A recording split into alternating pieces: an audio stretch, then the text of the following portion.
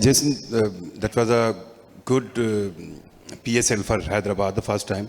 But in the final, we have seen many times Captain Manas Labushan was approaching to umpires, especially that run out. What was the argument behind that, and how you feel about today's umpiring? So, which run out you're referring to? That run out, because Manas Labushan was going to fourth umpire and arguing. Yeah, look, I haven't spoken to Manas about that because the game just finished and I've come up here, so I don't know exactly what the context of that was, unfortunately. So even in the match, Manas was with discussion with the umpire. I think he just had a few discussions with the umpire. I mean, he's just a very passionate player and just asking questions. But look, no malice in it at all. Manas is just a very passionate person and was just asking the umpire questions, and whatever the umpire says goes, and he accepts it. But yeah, he just animated. He's just passionate. But yeah, absolutely no malice involved. So as a coach, you are satisfied about today's umpiring, that it was okay? I'm comfortable with how Manas approached that. Look, but as I said, I'd have to speak to him. Haven't had a chance to speak to him since we came off the field. He addressed the players quickly and told them how proud he was of them throughout the campaign. But yeah, I'll talk to him at a later time. And what about your team batting today? They were losing wickets and even was not able to complete 20 overs. Yeah. Look, we had a decent power play. We started pretty well, and then just lost that little period where a couple of overs we lost 4 for 2, I think, and that just took the wind out of our sails, and it was hard to get back into the game after losing those wickets in quick succession. So that was disappointing, but overall we just didn't give our bowlers enough runs to defend, and full credit to Peshawar. They outplayed us tonight, and they're deserving champions. Jason, what do you think, what do you put the turnaround down to? You started off quite poorly with 4 defeats, and then you came into this final almost the form team, the momentum side. We haven't seen any side lose the first 4 and then go on to make the final. What happened after those first 4 games that enabled you to turn things around so sharply? Yeah, look, our first few games, we had 1 really good batting effort and 3 not so good ones. We knew we'd click at some point, and unfortunately, the results didn't go our way early in the tournament. We were playing some good patches of cricket, but we weren't putting complete games together. We'd either bowl quite well and bat poorly, or we'd bat well and then not back that up in the field. So we just weren't playing complete games, and I think we knew that if we stuck to our process, boys were training well, preparing well, the strategies were all sound. And yeah, once we got a win, and then that started to just build a bit of confidence around the group, and lads were really clear on what their roles were in the team, and we trusted the players to step up and do their job when it was required, and we kept it as simple as that. We kept the vibe around the dressing room really positive.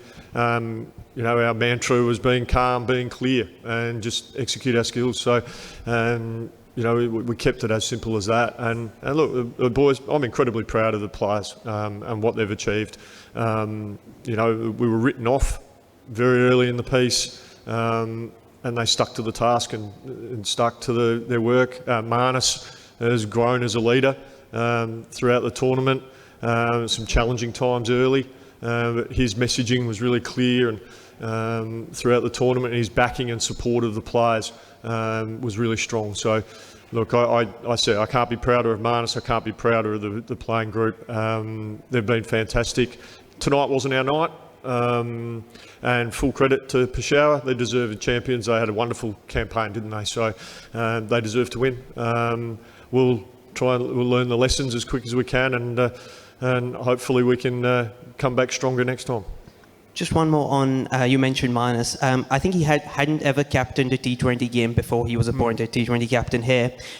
Just if you could tell us what the thinking behind that was and how, as you said, he's grown as a leader. It felt like the PSL meant a lot more to him as it came on. We saw the visuals after the Eliminator. Could you just sort of sum up how he's been with the group and why it's carried such great meaning for him and the team? Yeah, I just felt he would, one, lead by example, and two, is a very good communicator.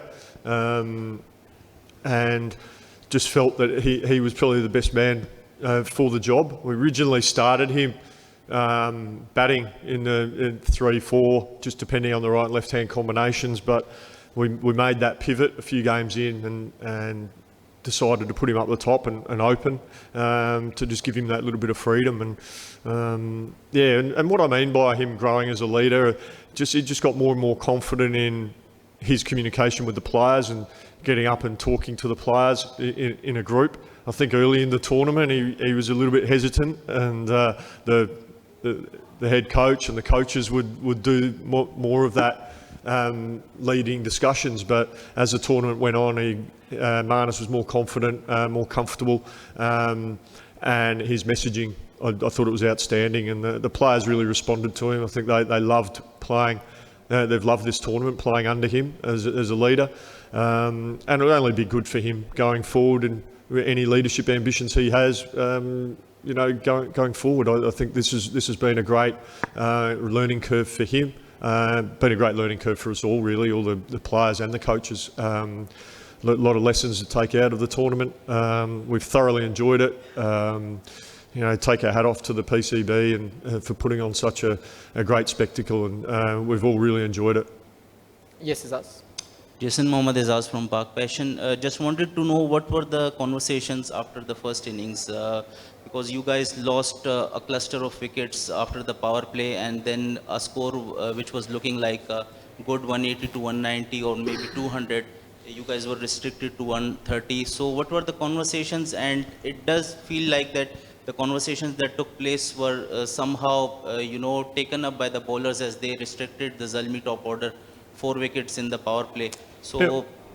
No, so yeah, look, the conversations we had was pretty simple. We knew we underachieved with the bat, but the big word we kept using was we got to believe, and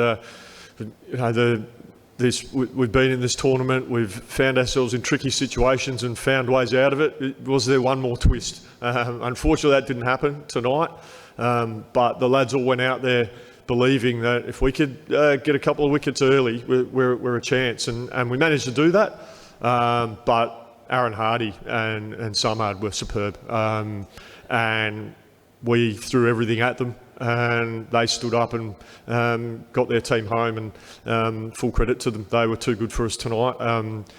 But I'm proud of our boys because they gave it their absolute 100% and gave it everything.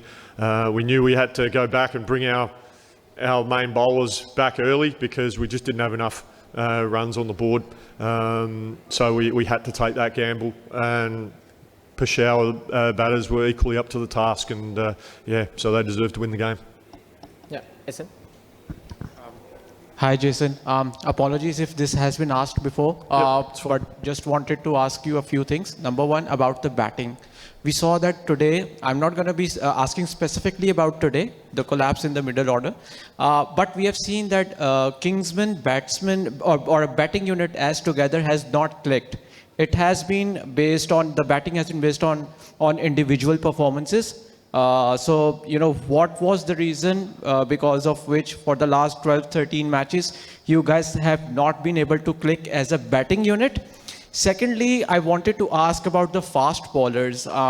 When this squad was put together, your fast bowling unit seemed light on experience, but it has proven to be the best fast bowling unit of this season. So can you tell us about that, how that transformation happened?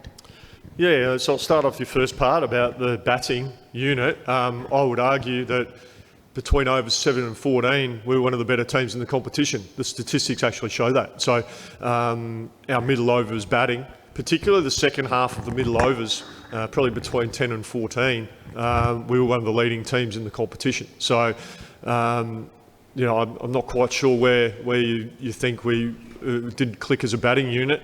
What we did show at times was a bit of inconsistency with our batting, but you know, one or two players invariably stood up. But when that didn't happen, we had stinkers, and you know, we had a few low scores. But I think as the tournament went on, the lads grew and understood what their roles were. I'm not sure if our batting order was the same, exact same each and every game. We had a real focus of our top five. We were going left and right-handers, particularly if opposition had spinners that were spinning them both ways. So we had the guys, you know, if, for instance, if Maz got out, then Simon would come in, 3, but if Marnus got out, then Usman would go in, just to keep that left-right combination going. So that was the strategy there with our batting. We were really comfortable with that. The players were really on board with that. But yeah, we just... Yeah, at times we probably just needed a few more contributors at times, but as I said, everyone played an important role. Everyone made a significant contribution. All our batters at some point in the tournament made a significant contribution, so at least once. So I'm really pleased about that. Our fast bowling unit, again, we made some adjustments partway through the tournament. You know, particularly when obviously Glenn Maxwell arrived, we had to tweak out because you can only play a certain number of overseas players, and so our conversations were always, how do we structure up with, you know, with these players in these positions, and Mo Ali and Hunain Shah we got them in, and they were bowling very well. We pivoted between the third seamer a little bit, between Akif and Asif, and that was conditions based. We tended to, if the faster bouncier wickets, we'd bowl Akif, but if it was a little bit lower and slower, like it was in Karachi a little bit, we'd go with Asif, and he gave us a little bit more depth with the batting as well. So, but overall, you know, it shows how well these guys bowled, and you know, we're keeping... Riley Meredith was kept out of the team, who's a very fine international T20 bowler. That just goes to show how effective our local seamers were, and I can't speak highly enough of them. You know, when we had the draft or the auction, we were very keen to secure those guys, and we managed to get them, which was great. They were high on our list, and yeah, they delivered as I expected them to. I think they're fine bowlers and did a wonderful job. They each contributed in their own way and in certain times. And T20 is the nature of the game. You can miss sometimes and have a not so good day with the ball and with the bat. That's the nature of the game. But over the course of the season, you know, things tend to even out, and I think, you know, our bowlers, I thought, were absolutely brilliant. Yep. All right. Thank you so much, everyone. Thank you.